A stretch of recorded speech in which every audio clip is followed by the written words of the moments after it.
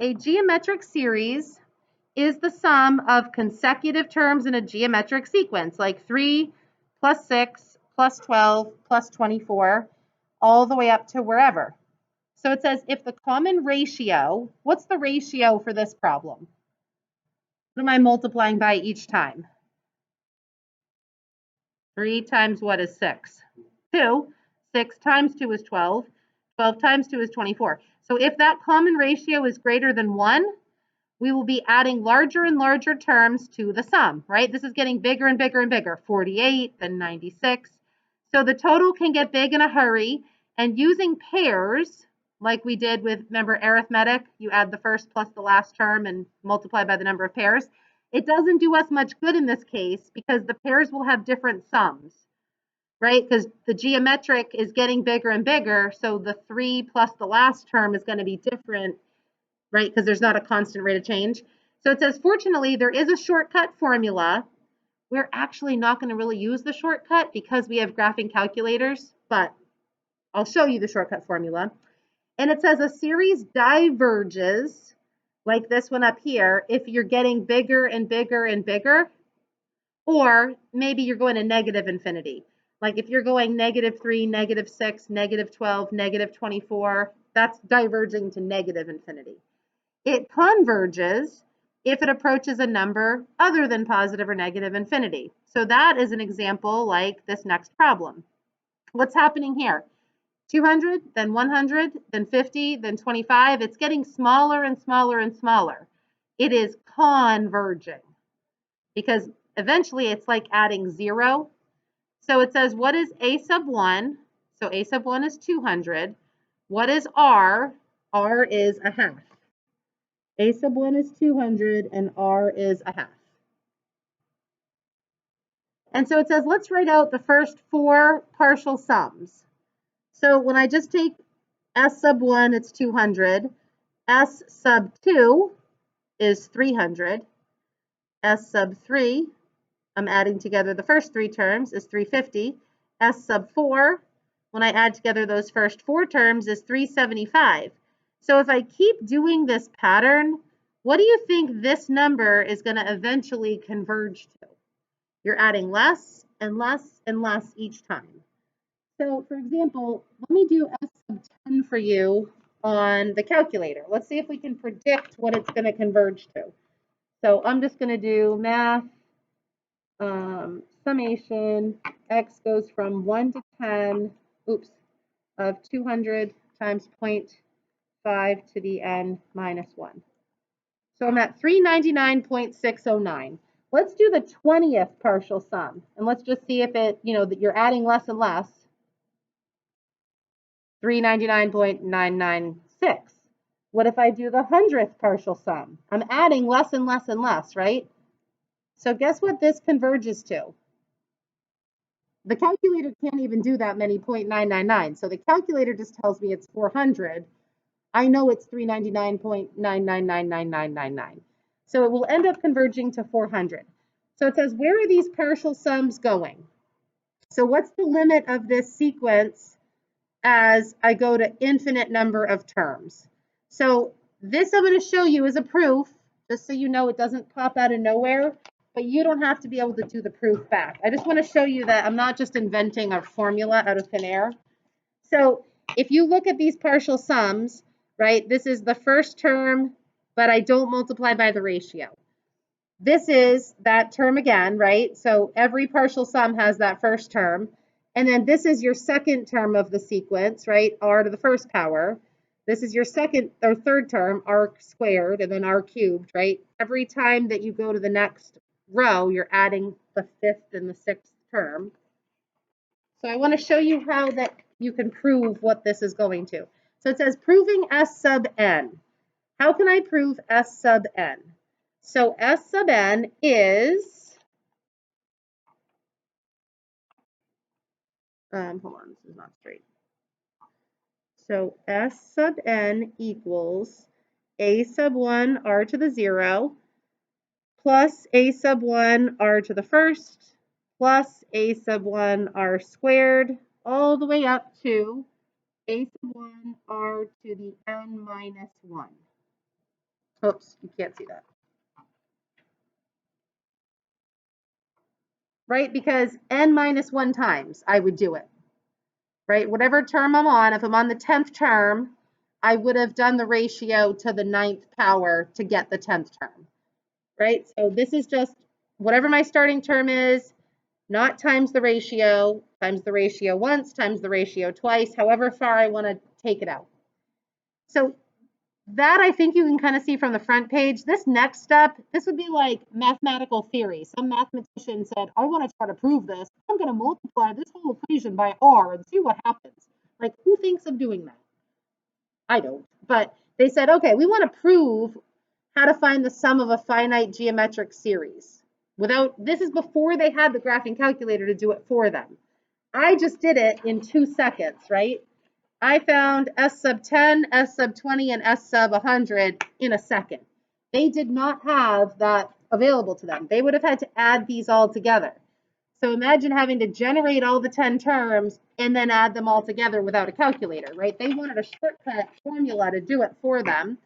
And this is the formula that your calculator is using to do it for you. Okay, so if I multiply both sides of the equation by r, when I multiply this times r, right, because I distribute to every single term, what happens to the r powers? This just goes up by 1, right? When you distribute r to each of the terms, this is going to become r squared, for example. This is going to become r cubed, for example. Now I just have a sub 1 times r, right? Because r to the 0, r to the first. This one's going to be plus a sub 1 r squared plus a sub 1 r cubed plus a sub 1 r to the nth, right? Instead of n minus 1, I just added one more power of r. So then, like I said, mathematical theory. Who would have thought to take these two equations and subtract them from each other? Not me. But they want you to say, hey, what happens when I subtract this first row minus this second row? So what is S sub n minus R S sub n? Well, don't you see that every single one of these terms basically has a friend underneath it that's going to subtract, right? This is A1R, this is A1R. A1R squared, A1R squared. So the only things that aren't going to cancel was this first term right here, A sub 1 R to the 0, and the very, very, very last term, which I'm subtracting, right? So minus A sub 1 R to the n. I took the top row and I subtracted everything in the bottom row, and everything went away except for this first term, A sub 1 R to the 0, and this other term over here, A sub 1 R to the n. So then it says factor the left side. Do you see how there's an S sub n term in both of these? So take out S sub n and you'd have 1 minus r left. Do you see that there? I take out an S sub n from each of those terms and I have 1 minus r left, and leave the other side as it is. Do you see how I'm allowed to, r to the 0 is just 1, right? So this is just a sub 1 minus a sub 1 r to the n. It says divide by 1 minus r.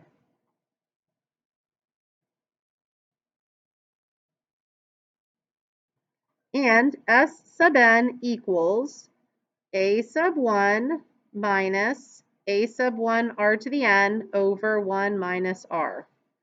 And that's their formula. They factored out their a sub 1, and they wrote it as 1 minus r to the n, and then all over 1 minus r.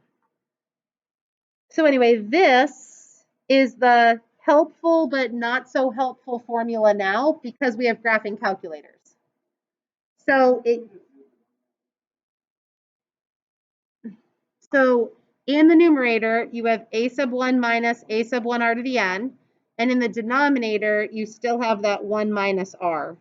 And this is how they wrote it in the textbook. They just factor out that a sub 1 term, 1 minus r to the n over 1 minus r in the denominator. Guess what? We just did that whole proof You don't have to know this formula that's in the box because your calculator can do S sub 10 for you, S sub 20 for you. But the reason I wanted to prove to you this, that it is mathematically based, is because we are going to use this formula to do the infinite formula. What happens if R is a decimal, like a half, a fourth? What happens when you raise a decimal to a really big power? It approaches zero, right? Like a half of a half of a half of a half of a half of a half is basically like zero. So if I plug in a really big value for n, like infinity, 1 minus r to the n really just becomes 1.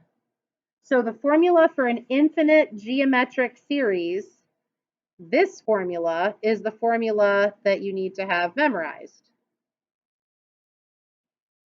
Infinite geometric series, memorize. You're going to need to know that you use a sub 1 over 1 minus r anytime you have an infinite geometric series. So you don't need to know the proof, but the proof shows you that, okay, they really did generate this from mathematical algebra. I don't need to know how the formula was generated. I don't even need to use the finite formula because my calculator, but I do need to know the infinite formula by memorizing. So for arithmetic series, you have to know the number of pairs and then the first plus the last term. For this one, you have to know this infinite formula. So it says, going back to that original example, we have an easy formula for an otherwise difficult problem. Remember the front page, how it converged to 399.9999? This was that problem, right? I start at 200 and I cut it in half. Let's plug it in to a sub 1 over 1 minus r. A sub 1 is 200. What is 1 minus 1 half? Because the ratio was a half, right? So 1 minus r, 1 minus a half, is a half. What is 200 divided by a half? Exactly 400. So without having to guess and check, the infinite formula tells you exactly what it's going to converge to. It's going to converge to 399.999999, which is 400.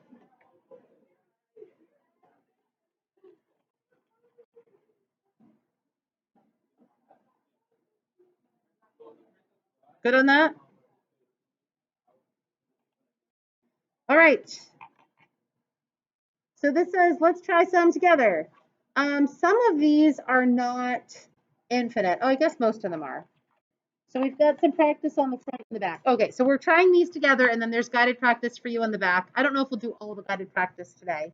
511 is pretty short, I think, that you'll do tomorrow. But so this says, here is a formula for this geometric sequence. Write out the first 5 terms and then find their sum. Write the series as a summation and verify it with a graphing calculator. Find the sum of the infinite series.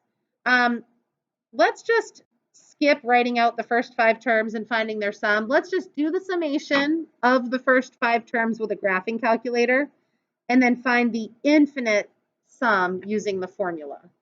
So I want to do on my calculator, and goes from 1 to 5 terms of this sequence. So type that in and see what you get for part B. Does everybody remember how to type it in? Under the math key, summation, n goes from 1 to 5, and then 4 times 0.03 to the n minus 1. Someone tell me what you get for the 5th partial sum, s sub 5. What do you get?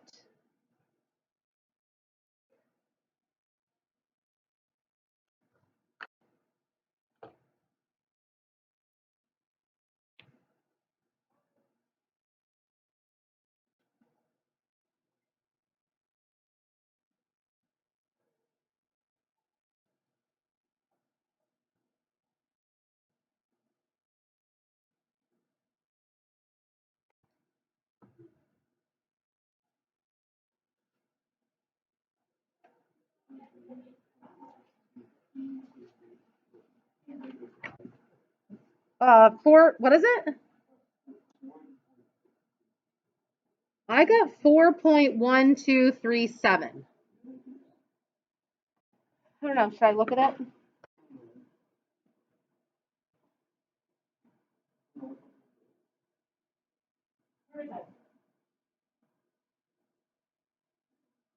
Oh, you put 4 right there.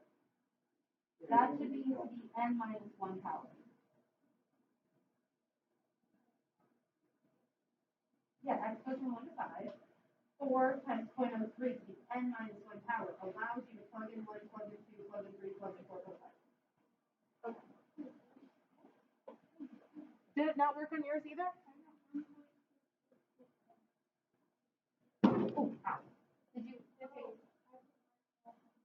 Oh, yeah. Outside, you on the outside there, parentheses, yours work.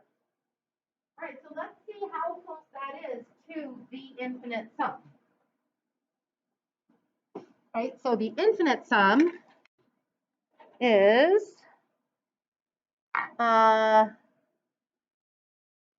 let's see, I find the first term was 4, and I divide by 1 minus the ratio, 1 minus 0.03, and I see what that converges to, how close that is to the number I got.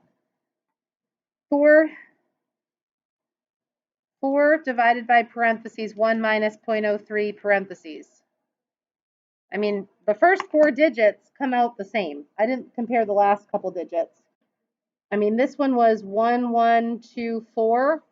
This one is 4.12371134.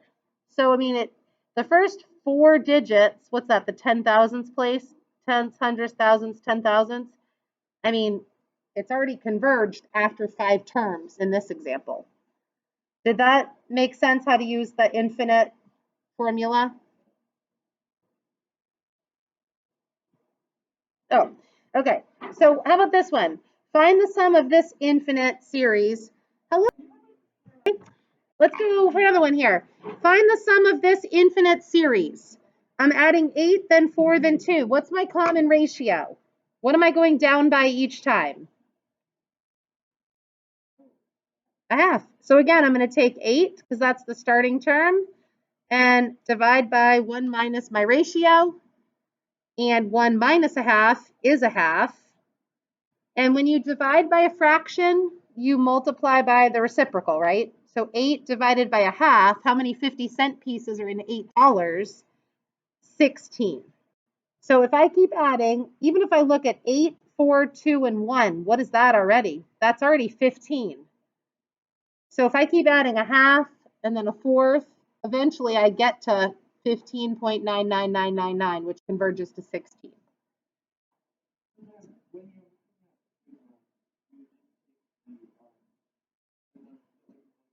Usually it's here. Right. But on 3, 4, 5, and 6, those are not infinite sums, those are finite sums. So we're skipping the finite formula, and you're just going to type this literally into your calculator. The I just means n.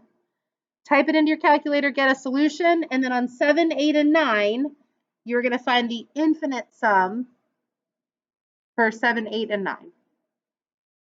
So I'll give you a minute to try 3 through 9. We'll check our answers, and then you can try the ones on the back for geometric practice. Can you double check my typing in? Or 5, I'm wondering if did you type in the 4/3 in a parenthesis inside? Because that I think you need to do. So see how for it to raise the whole 4/3 to the power, if you just do 4 divided by 3 to the power, it's only going to raise the 3. So if you have a fraction, you want to put the whole fraction inside a parenthesis. And then which other one were you confused on? Oh, 4. Try that one with a parenthesis too around the 3/4. And then what did you say? You said 10 was 7, right? So that one you did right. Yeah.